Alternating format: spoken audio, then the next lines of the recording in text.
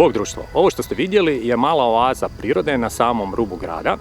Ono što slijedi je Varaždin kakvog poznajete iz ptičje perspektive. Nažalost, u ovoj formi se nismo baš često vidjeli u zadnje vrijeme, zaokupiran sam drugim projektima, no srećom na njima se skupilo ponešto snimki iz kojih ću danas napraviti još jednu priču iz povijesti prirode na kakvu ste navikli.